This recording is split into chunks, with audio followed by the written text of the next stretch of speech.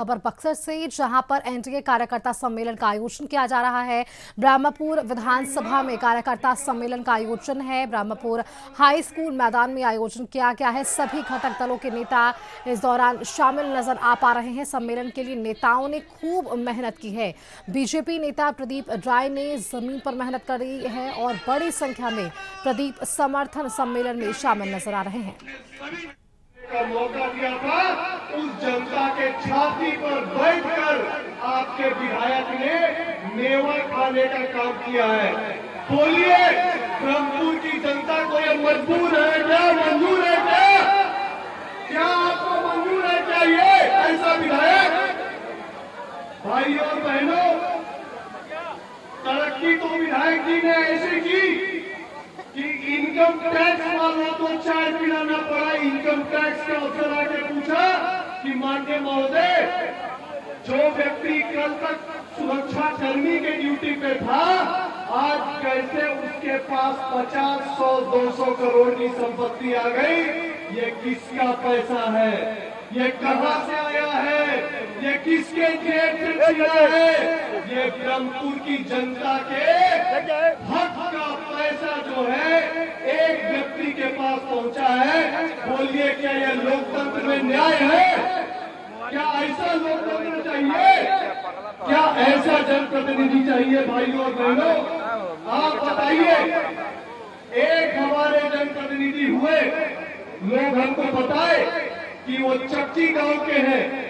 फिर मुझे किसी ने आके बताया कि उन्हीं के चक्की पंचायत में 10-15 दिन पहले धरना प्रदर्शन देना पड़ा मासूम जनता को, ये कहने के लिए कि विधायक जी कम से कम 10 साल में अपना गौवा का रोड को बनवा लेते। ये हाल है 10 साल में तरक्की का इस क्षेत्र में। भाई और बहनों, ये विधायक जी इस क्षेत्र में नगण्य रूप से सक्रिय है।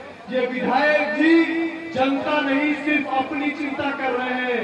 अब समय आ गया है कि जनता भी इनको जवाब दे। इलेक्शन में एनडीए के प्रत्याशी के लिए बटन दबाकर यहां पर भी एनडीए का सरकार बनवाए। एक तरफ आपका विधायक है जिसने क्षेत्र के लिए कोई विकास कार्य नहीं किया, 10 साल जनता को लूटा।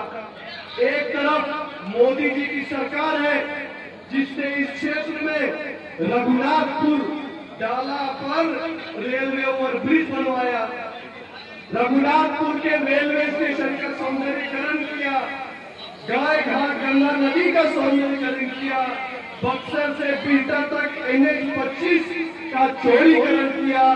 दोस्तों, यहाँ बाबा ब्रह्मेश्वर नाथ का धाम है, पूरे देश दुनिया में उसका नाम है। यहाँ पर सरकार ने, नीतीश बाबू की सरकार ने 17 करोड़ रुपए लागत लगाकर मंदिर का काम करवाया। पर्यटन विभाग ने 9 करोड़ रुपए लगाकर इस मंदिर परिसर का सौंदर्यीकरण किया। कोई सा काम हो, मोदी जी और नीतीश जी कसर नहीं छोड़ते। आप बताइए, नीतीश बाबू के सौजन्य से आपके घर में बिजली बिल कम हुई कि नहीं हुई? बिजली माफ हुई कि नहीं हुई? दीदी बताइए तो। 0 बिजली बिल आया ना? नीतीश बाबू ने किया। नीतीश बाबू अब 10,000 रुपया माता और बहनों के खाते में डायरेक्ट भेजेंगे। गरीब बेटी के शादी के लिए विवाह भवन बनवाएंगे। ये मोदी जी और नीतीश जी है जो सबका साथ, सबका विकास करते हैं, और एक शंभू जी जैसे लोग हैं जो सिर्फ अपने ही बात और अपना विकास करते हैं। जनता को चयन करना है। मैं आपसे कहता हूं, मैं जदयू के कार्यकर्ताओं से कहता हूं, रोलस्पा के सभी कार्यकर्ताओं से कहता हूं, मांझी जी के हम पार्टी की सभी कार्यकर्ताओं से कहता हूं, चिराग बाबू की फौज से कहता हूं, उल्लास भाई के समर्थकों से कहता हूं, और भारतीय जनता पार्टी में नरेंद्र मोदी के चाहने वालों से कहता हूं, अगली बार ब्रह्मपुर में लड़ाई आपस में नहीं चाहिए, ब्रह्मपुर में लड़ाई चाहिए शंभू यादव के खिलाफ चाहिए। ब्रह्मपुर की जनता के लिए लड़ना है, आपस में नहीं लड़ना है। हम आपस में, हमारे शाहबाद में एक शब्द का प्रयोग होता है, अधूरा लड़ना।